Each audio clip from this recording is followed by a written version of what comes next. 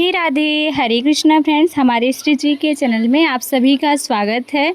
आशा करती हूँ श्री जी की कृपा से आप सभी स्वस्थ एवं मस्त होंगे और अपने ठाकुर जी श्री जी की सेवा में व्यस्त होंगे।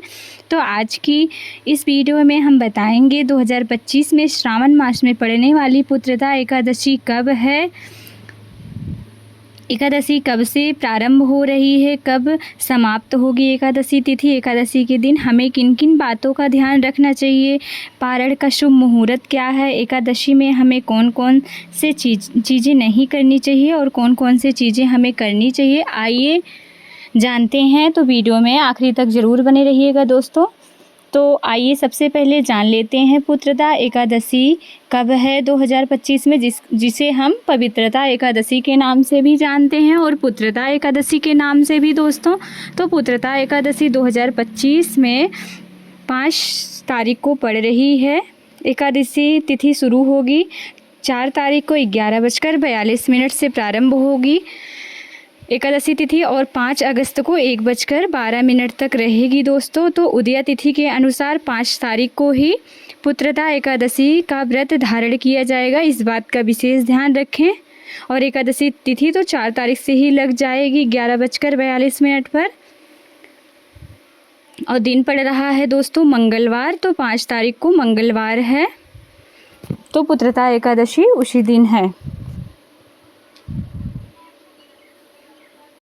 और दोस्तों बता दूं, पुत्रदा एकादशी साल की सबसे बड़ी एकादशियों में से सबसे बड़ी एकादशी मानी जाती है। साल भर में 2 बार पुत्रदा एकादशी आती है, जिससे हम संतान प्राप्ति ना हो और पुत्र की प्राप्ति ना हो, उसे पुत्रदा एकादशी का व्रत जरूर करना चाहिए।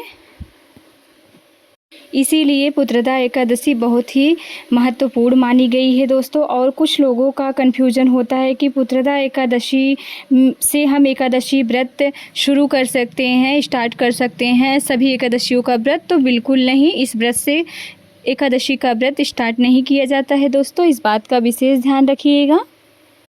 दोस्तों पुत्रदा एकादशी का व्रत करने से अकाल मृत्यु नहीं होती है हमारे पुत्र की, तो ये एकादशी बहुत ही बड़ी एकादशी मानी जाती है। तो एकादशी व्रत त्रिदिवसीय व्रत होता है दोस्तों, 3 व्रतों की श्रेणी में आता है, 3 दिन के व्रतों की श्रेणी में, अर्थात 3 दिन तक व्रत नहीं रखना होता है, बस हमें नियम करना पड़ता है 3 दिन तक। जैसे दसवीं तिथि को हमें मसूर की दाल, बैगन, लहसुन, प्याज, मांस, मदिरा, ऐसी कोई भी चीज़ें नहीं खानी चाहिए दसवीं तिथि को, और चावल तो बिल्कुल नहीं खाना चाहिए दसवीं तिथि से। उसके अगले दिन हम एकादशी का व्रत रहेंगे। फिर द्वादशी तिथि को हमें शुभ मुहूर्त पर सही टाइम पर अपने व्रत का पारण करना चाहिए। तो इस प्रकार से एकादशी व्रत त्रिदिवसीय व्रत हो जाता है दोस्तों। और दसवीं तिथि को सूर्यास्त के बाद भोजन भी नहीं करना चाहिए, भोजन करने की भी मनाही होती है।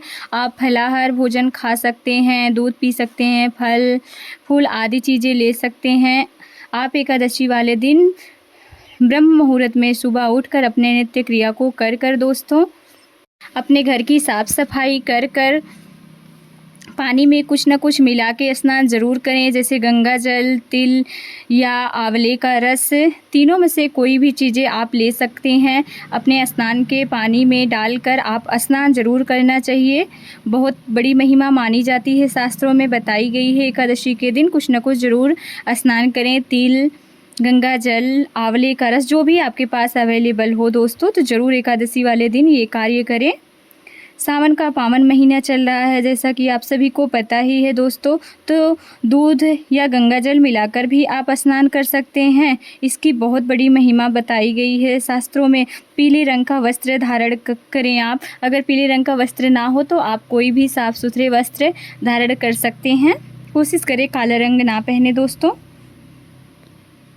बाकी जो भी कपड़े पहने साफ़ स्वच्छ पहने। अपने घर की मंदिर की साफ़ सफाई करें, गंगा जल का छिड़काव करें अपने मंदिर में दोस्तों। आपके घर में जो भी देवी देवता के विग्रह हों, प्रतिमा हो, आप विग्रह हो तो उन्हें पंचामृत से स्नान कराएं, जैसे लड्डू गोपाल हों। पूजा में गणेश जी को ज़रूर विराजमान करें दोस्तों।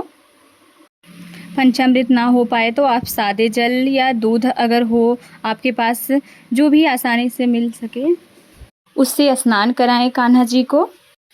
और उनको साफ सुंदर वस्त्र धारण कराएं, विशेष श्रृंगार करें उनका। एकादशी के दिन वैसे भी हमें अपने कान्हा जी को विशेष श्रृंगार करना चाहिए, लगभग डेली जैसा हम करते हैं उससे भी कुछ अलग करना चाहिए।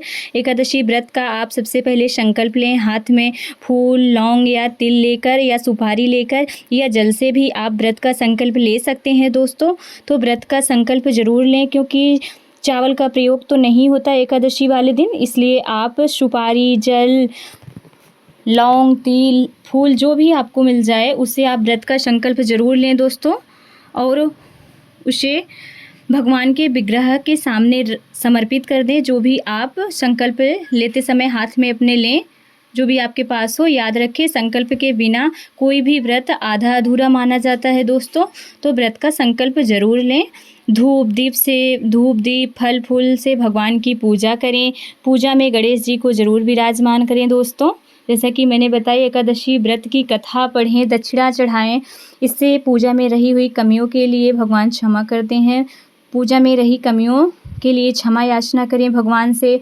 आप इस दिन भागवत गीता का पाठ करें, तुलसी जी की पूजा करें, उनकी परिक्रमा करें, शाम को दीपक जलाएं उनके पास। और जो भी आपका गुरु मंत्र हो, अगर आप गुरु दीक्षा लिए हैं तो आप उनके सामने बैठकर नाम जाप करें। अगर नहीं लिए हैं तो भी आप हरे कृष्णा महामंत्र का जाप कर सकते हैं, या ओम नमो भगवते वासुदेवाय नाम का जाप कर सकते हैं तुलसी जी के पास। आप अपने कान्हा जी के सामने गीत गोविंद का पाठ ज़रूर करें एकादशी वाले दिन। डेली तो संभव ना हो पाए तो आप एकादशी के दिन गीत गोविंद का पाठ ज़रूर से ज़रूर करें दोस्तों, मैं तो यही बोलूँगी। तो आइए दोस्तों, जान लेते हैं हमें इस दिन कौन कौन से कार्य नहीं करने चाहिए। तो इस दिन हमें बाल नहीं धोना चाहिए। एकादशी के दिन बाल नहीं धोना चाहिए, एक दिन पहले ही आप धो लें। आप मंडे को धो लीजिए बाल, जैसे मंगलवार को है एकादशी तो, या संडे को धुल लीजिए। आप सादे जल से बाल धुल सकते हैं। वैसे भी मंगलवार है एकादशी के दिन, तो बाल बिल्कुल ना धुलें, नाखून ना काटें, बाल ना काटें, किसी की निंदा चुगली बुराई ना करें दोस्तों। अगले दिन द्वादशी को सही समय पर ही व्रत का पारण करें।